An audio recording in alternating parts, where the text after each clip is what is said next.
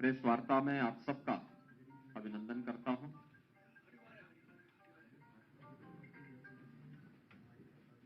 आज हमारी टीम के हमारे वरिष्ठतम और महत्वपूर्ण सदस्य उप मुख्यमंत्री श्री केशव प्रसाद मौर्य जी अपना नामांकन कर रहे हैं। उनके प्रति मैंने सुबह ही अपनी शुभेच्छा व्यक्त की है।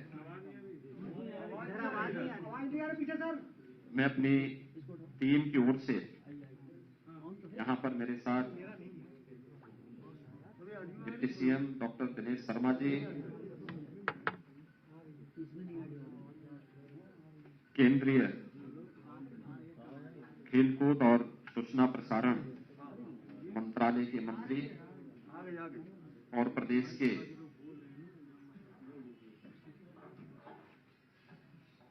सह प्रभारी श्री अनुराग ठाकुर जी, केंद्रीय मंत्री और मोहनलालगंज लखनऊ के लोकप्रिय सांसद श्री कौशल किशोर जी,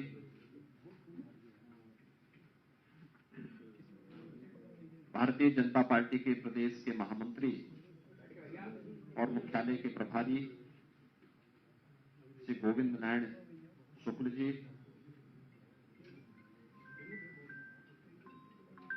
अनुसूचित जाति वित्त एवं विकास निगम के अध्यक्ष और सुप्रसिद्ध दलित चिंतक श्री लालजी प्रसाद निर्मल जी समेत अपनी इस पूरी टीम के साथ मैं आपका अभिनंदन करता हूं। मित्रों, 5 वर्ष का कार्यकाल जब हमारी सरकार अपना पूरा कर रही है तो स्वाभाविक रूप से 5 वर्ष पहले जब उत्तर प्रदेश विधानसभा चुनाव प्रारंभ हो रहे थे, उस समय उत्तर प्रदेश की जनता के सामने भारतीय जनता पार्टी ने कुछ संकल्प लिए थे। उन संकल्पों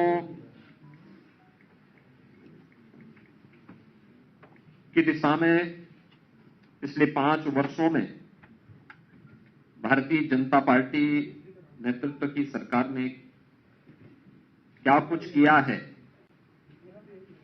उसकी रिपोर्ट देना भी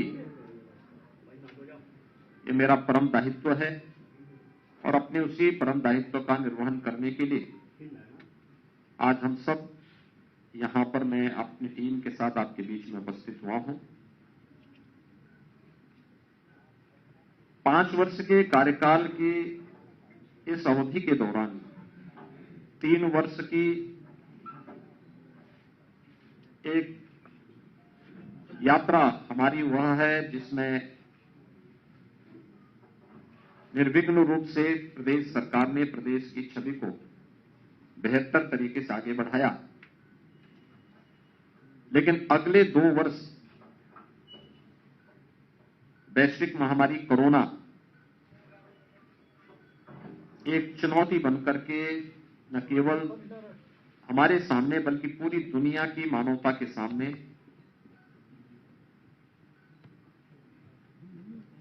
जीवन और जीविका दोनों के लिए चुनौती बनकर के सामने आई थी। ये हम सबका सौभाग्य है कि इस देश के यशस्वी प्रधानमंत्री आदरणीय नरेंद्र मोदी जी के नेतृत्व में और उनके मार्गदर्शन में भारत का कोविड प्रबंधन दुनिया के लिए एक नजीर बना, जिसमें जीवन और जीविका दोनों को बचाने के बेहतरीन अनुभव भी थे और जो व्यावहारिक कार्य योजना भारत ने लागू की उसके परिणाम को भी दुनिया ने सराहा है। केंद्र सरकार ने समय समय पर जो गाइडलाइन जारी की, प्रधानमंत्री जी व्यक्तिगत रूप से प्रत्येक राज्यों के साथ संवाद भी रखते थे और वीडियो कॉन्फ्रेंसिंग के माध्यम से भी उन्होंने राज्यों के मुख्यमंत्रियों के साथ, उपराज्यपालों के साथ लगातार संवाद बनाए रखा।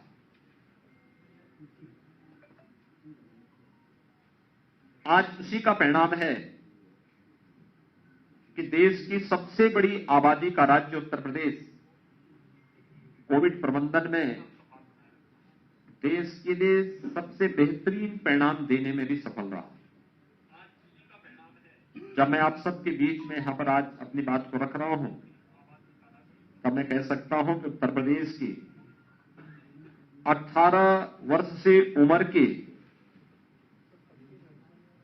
हर व्यक्ति को, जो एलिजिबल था, उस हर एक व्यक्ति ने कोविड वैक्सीन की पहली डोज ले ली है।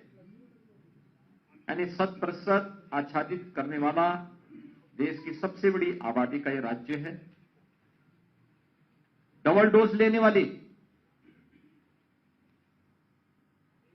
70% से अधिक लोगों ने डबल डोज ले ली है। अगर मैं प्रिकॉशन डोज की बात करूं, जो 60 साल से ऊपर के किसी गंभीर बीमारी से ग्रसित व्यक्ति या हेल्थ वर्कर्स की बात है, तो वह 15,38,992 लोगों ने भी प्रिकॉशन डोज भी ले ली है। और 15 to 16 जो 17 जो 15 प्लस से जुड़ी 15 से 17 वर्ष के तो यूथ हैं, इसमें भी 1,67,281 यूथ ने फर्स्ट डोज ले ली है। कुल मिलाकर के 26,48,06,934 वैक्सीन की डोजेज अब तक उत्तर प्रदेश के अंदर दी जा चुकी है।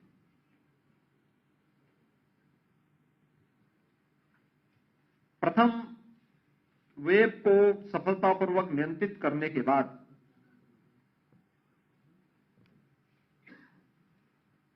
बहुत सारी चुनौतियां हमारे सामने आई थी। हमारे यहां के युवा, हमारे यहां के छात्र जो प्रतियोगी परीक्षाओं की तैयारी करने के लिए कोटा राजस्थान में गए थे,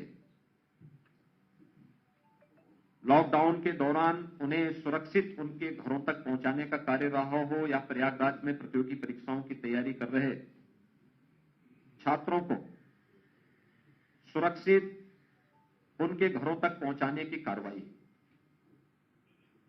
यह सरकार ने पूरी प्रतिबद्धता के साथ अपने दायित्वों का निर्वहन किया और उस कार्य को उस समय निभाया ही।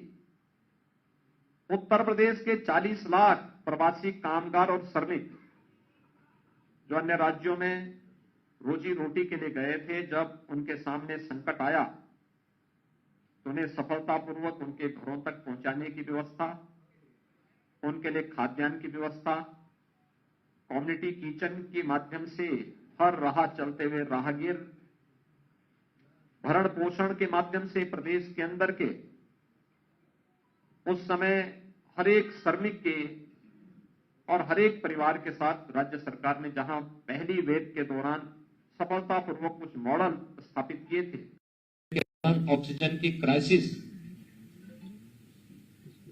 के फलस्वरूप प्रधानमंत्री जी के आह्वान पर उत्तर प्रदेश ने 551 से अधिक ऑक्सीजन प्लांट भी स्थापित किए। आज उत्तर प्रदेश का हर जनपद ऑक्सीजन आत्मनिर्भरता के लक्ष्य को प्राप्त कर चुका है।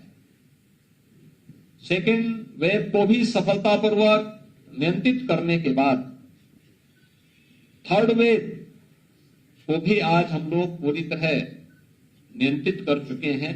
थर्ड वेव में हमारे यहां 17 जनवरी को 1,06,616 एक्टिव केस थे 17 जनवरी को, और आज 3 फरवरी है।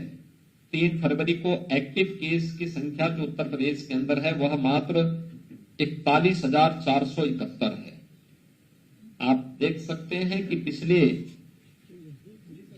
यानी 60,000 से अधिक मामले कम हुए हैं पिछले 15 दिन के अंदर। देश के अंदर सर्वाधिक कोविड टेस्ट करने वाला राज्य उत्तर प्रदेश है।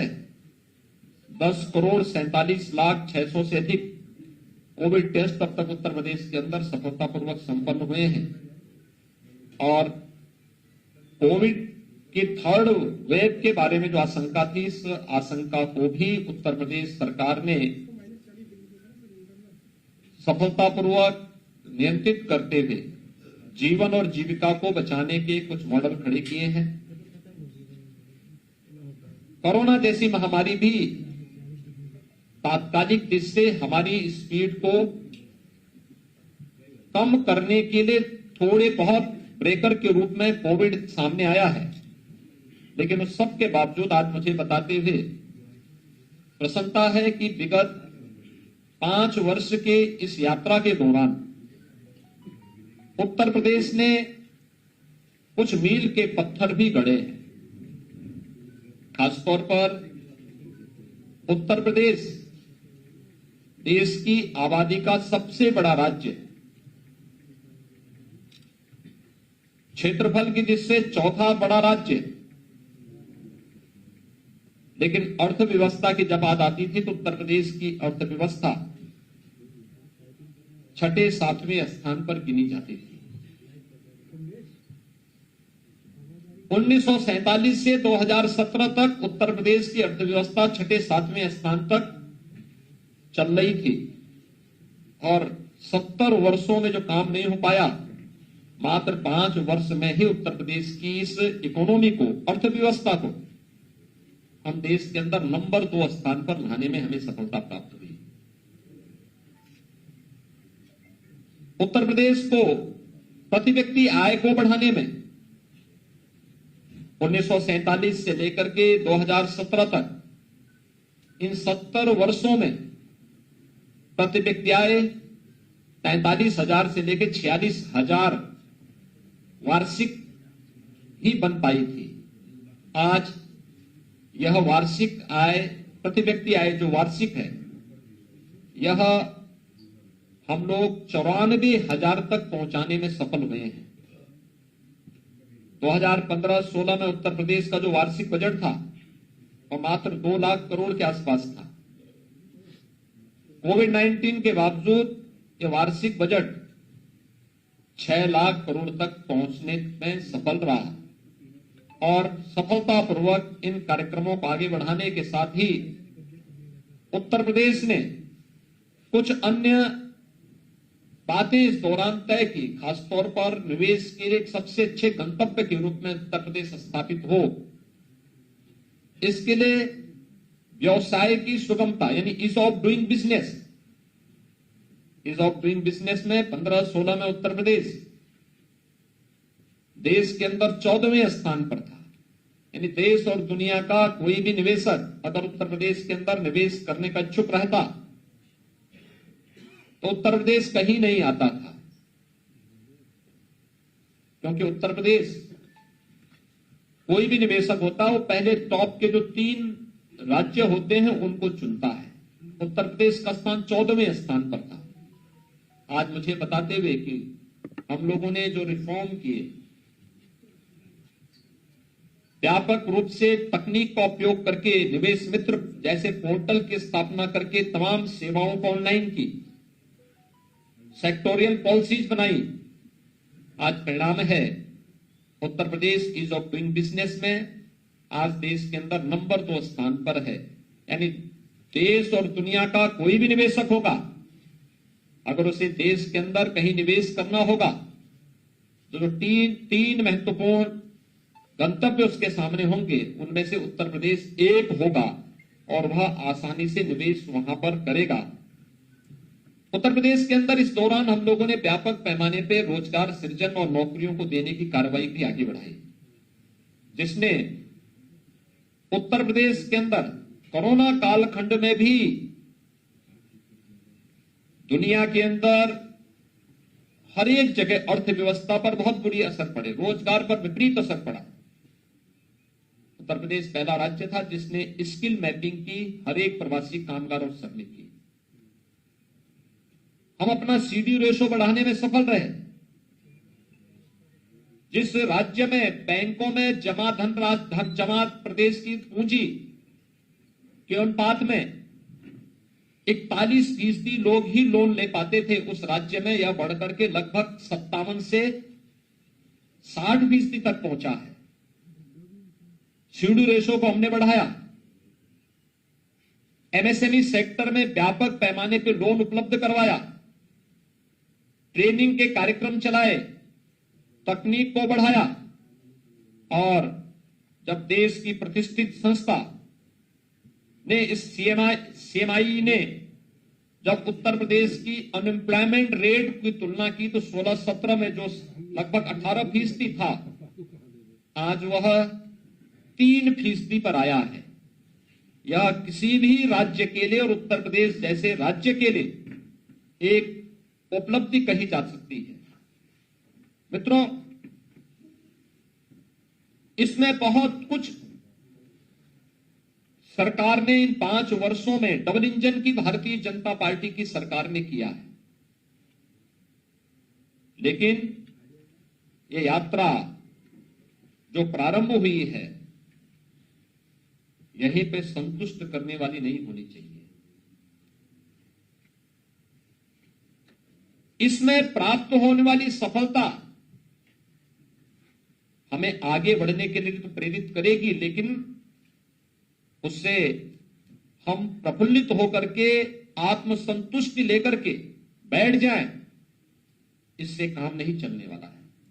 उत्तर प्रदेश आखिर नंबर 1 स्थान पर क्यों नहीं प्राप्त कर सकता?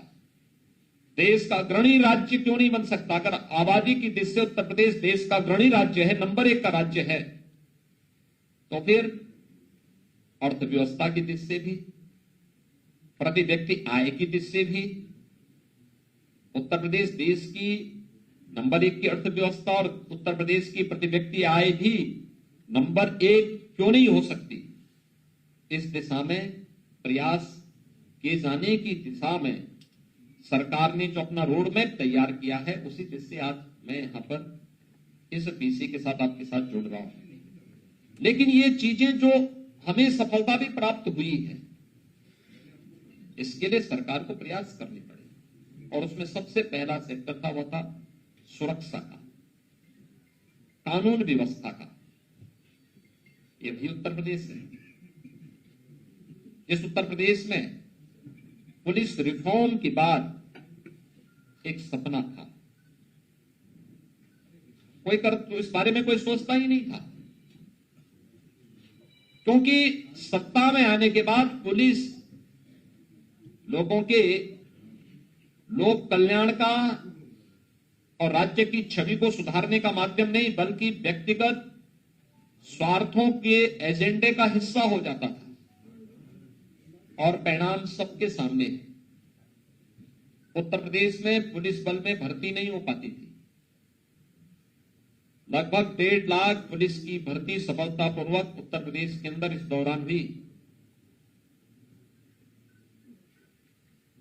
पारदर्शी तरीके से हुई, कोई भेदभाव नहीं हुआ।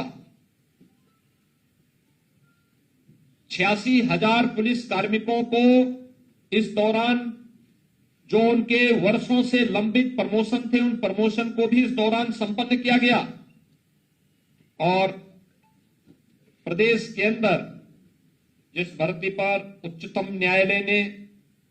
न्यायालय ने रोक लगाई थी, इन सबको, उन सभी कमियों को दूर करते हुए पारदर्शी और ईमानदार भर्ती की प्रक्रिया के माध्यम से हमने इन कार्यक्रमों को संपन्न किया। पुलिस के आधुनिकीकरण की दिशा में प्रयास किए। पुलिस वेल इक्विप्ड हो, तकनीक से भरपूर हो, और हम उसे अत्याधुनिक सुविधाओं से युक्त कर सकें। पुलिस लाइन नहीं थी, बहुत सारी जगह थाने के भवन नहीं थे, उनके पास साधन नहीं थे। उत्तर प्रदेश जैसे बड़े राज्य में पुलिस में भारी संख्या में भर्ती नहीं हो पा रही थी, प्रमोशन नहीं हो पा रहे थे। तकनीक का दूर दूर से संबंध नहीं रह गया था। अगर मैं साइबर पुलिसिंग की बात करूं तो उत्तर प्रदेश जैसे राज्य में 75 जनपद हैं।